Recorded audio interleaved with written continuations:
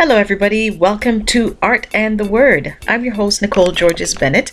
You won't see me in person today because we've got a very packed program, so I wanted to begin right away with our painting. So our project today is inspired by a photograph from a very dear friend of mine sent to me of their family vacation, and I was inspired by the silhouettes of the young ladies against the beautiful sunset.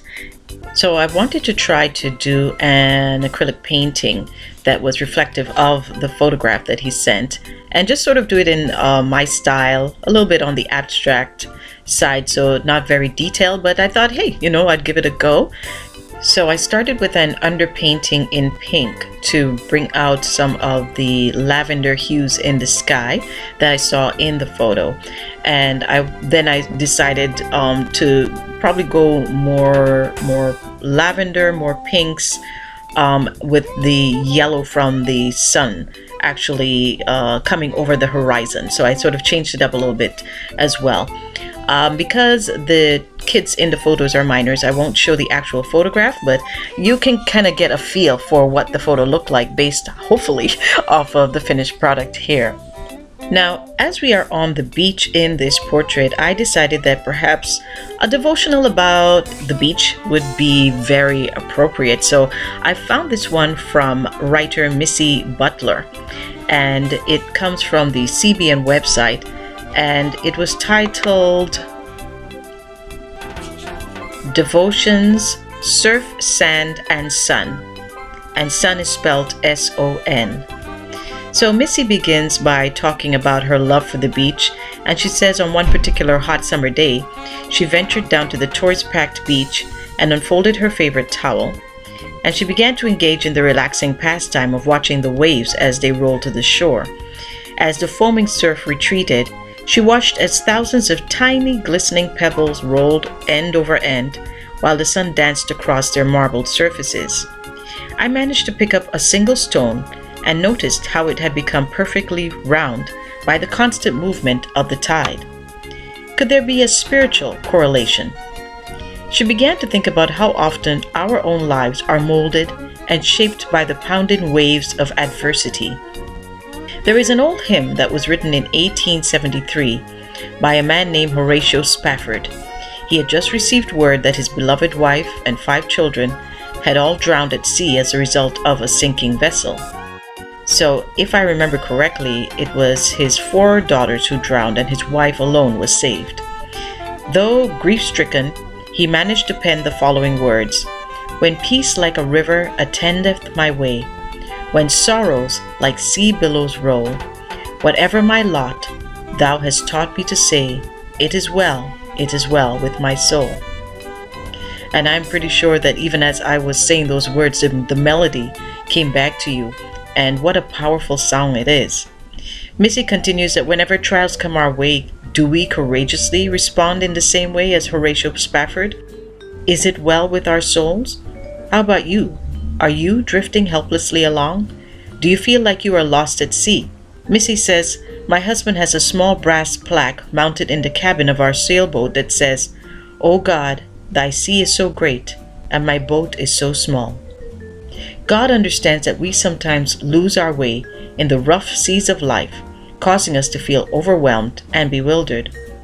God has thrown a life preserver to all of mankind. It comes to us in the form of His Son, Jesus Christ. Have you grabbed on to that ring of salvation? He is the sure anchor of our souls. In His own words, Jesus reminds us, "I am the way, the truth, and the life." John 14:6. I think about an old fisherman's tale I once heard. The story speaks about a lighthouse located on the shores of the Cape Islands. In years gone by, it had been a faithful guide to many a lost sailor. The subject had come up at a local town hall meeting to tear the lighthouse down. After all, the big ships never passed that way anymore, so what was the need in having it? And then something very interesting happens.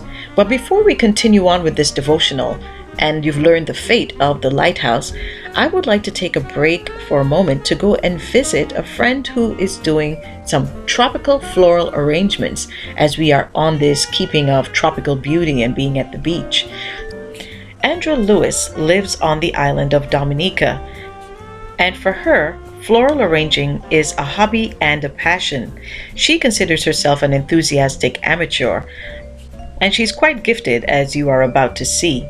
Andra uses the flowers and the plants that grow in her own gardens, and she intuitively forms wreaths and bouquets and different arrangements based off of what is growing in season, and also by tapping into her own imagination. So we're going to have some fun right now as we look at her start to build up this wreath that she is doing for a celebration of life. Someone has passed on, and she is creating a wreath without any sort of plan or pattern already in her mind. She's just going to go ahead, take from the plants and the flowers that she has around her, growing in containers and growing in her garden, and she will create this thing of beauty that you will see at the end. You'll also get to hear Andra describe in her own words how she goes about this process of creating a floral arrangement from scratch without a plan.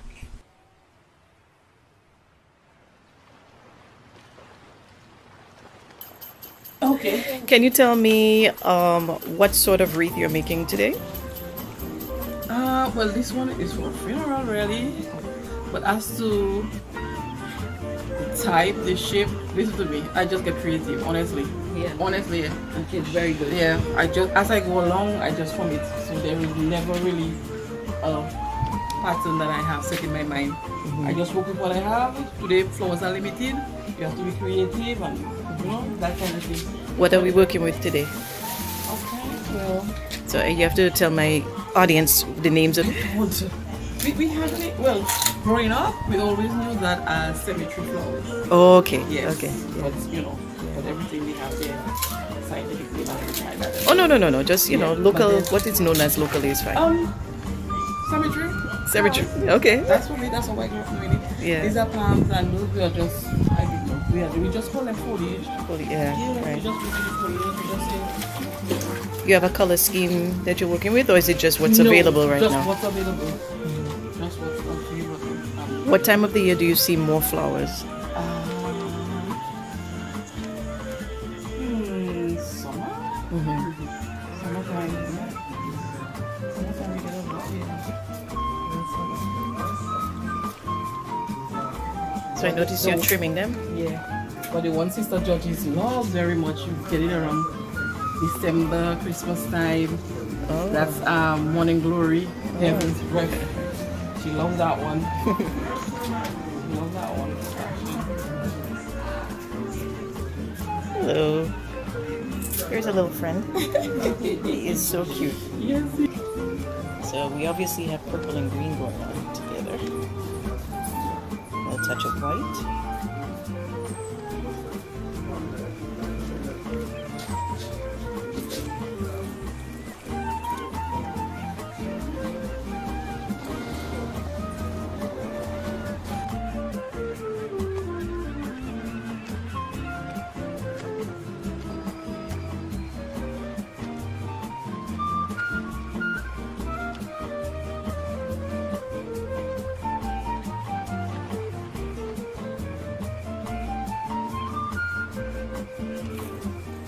So do you do wreaths for other occasions, or it just tends to be mainly funerals?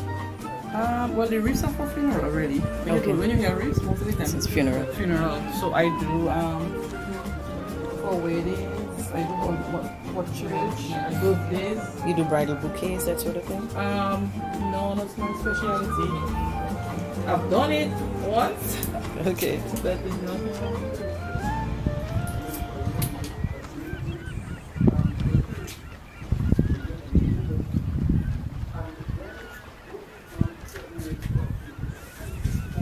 So how do you think you're going to finish this off? Well, Just going with the flow. let me tell you something. When I tell you go with the flow, it's just go with the flow.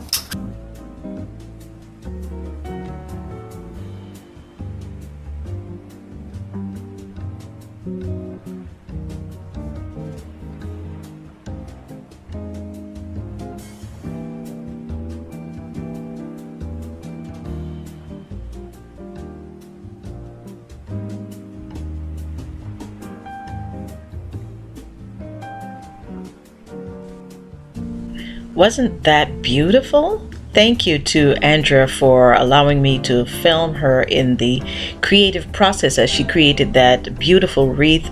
And of course, we pray that the Lord continues to bless her with many opportunities to exercise those talents. So remember that if you too have a hobby that is your passion, it can be also your ministry. Everything that you do, do it as unto the Lord. Do it for His glory. Do it for building up the kingdom. So to get back to our painting, you'll notice I've continued with the underpainting in tones of blue, lavender, and pink. And also we have to get back to our devotional. So we are talking about the sun, the surf, and the sand, and the sun being S-O-N. And I've taken this adaptation from a devotional by Missy Butler, and this is off the cbn.com website.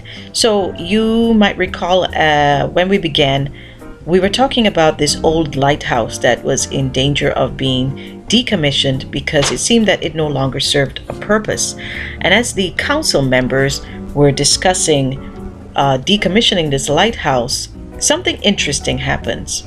In walks a crusty old seaman who begins to plead with the council to let the lighthouse stand. He tells them the story of how on one stormy night, when the wind and waves were tossing his vessel about, he had lost all sense of direction. The dark, jagged rocks were swiftly approaching, but just in time he saw the light. His eyes welled with tears as he gazed upon the circling beam that emanated from the lens of that old lighthouse. With strong emotion, he looked at the smug board members and said, "You see, if it wasn't for that lighthouse, tell me, where would this ship be?" Missy says, "I believe all of us have our own story of just how, just in time, we saw the light." Yes, indeed. I suppose that's why I love the ocean. To me, as I look upon all the elements that make up the sea and her surroundings, I can see God's wonderful gift of redemption symbolically reflected within the surf, the sand, and especially the sun, spelt S-O-N. And again, this is an excerpt taken from Missy Butler's devotional titled The Surf, the Sand, and the Sun. So as you can see, I have completed the background, put in the sunset, the sky, the clouds. I've also, in the foreground, decided to do the girls in sort of a brown tones as versus black silhouettes. I just felt I wanted to show some details of their features, the folds in the clothes. So I didn't go for pure black or dark blue for the silhouettes. So I've also highlighted some areas where the light, I guess would be ambient light, would be hitting certain areas of their faces, and just to kind of show their features without going too much into detail. Since we're still at the beach, I'd like to conclude with some devotional thoughts, still in keeping with our theme. This one is from 7 Life Lessons from the Beach, and it comes to us from beliefnet.com. The sun really does rise every morning. Sunrise is the moment when night becomes day. It never arrives at the same time, and no two are alike. The sun may race over the horizon in a brilliant fireball, or creep in slowly, held back by stubborn clouds. Sometimes the sunrise is hidden behind gloomy skies and storms, and you must take it on faith that the sun is there. Life's days are like sunrises. They may start out with a brilliant burst of light, or they may begin sluggishly, held down by illness, aggravation, or anxiety. Sometimes the sun is hidden behind the swirling storms of life. The beach teaches that just because you can't see the sun in your life, it is still there. You must take it on faith. Each sunrise represents a fresh start and a new opportunity to conceive and pursue a dream, to help someone or to reach out for help, to write, compose, create, event, build, sing, date. The sun always rises on an opportunity to do better, be better, and live better. Don't waste your sunrise and don't waste your sunset. Thank you everybody for tuning into Art and the Word. I really hope that you enjoyed seeing that little clip from Dominica, the floral arrangement, and all the wonderful creative things that you also can do if you just allow the Lord to help you develop those God-given latent talents, those talents that are hidden deep inside of you that you haven't begun to explore. Why don't you start today by praying and saying, Lord, please help me to discover those talents that you have planted in me so that I can grow and develop them for your glory. See you next time on Art and the Word. God bless.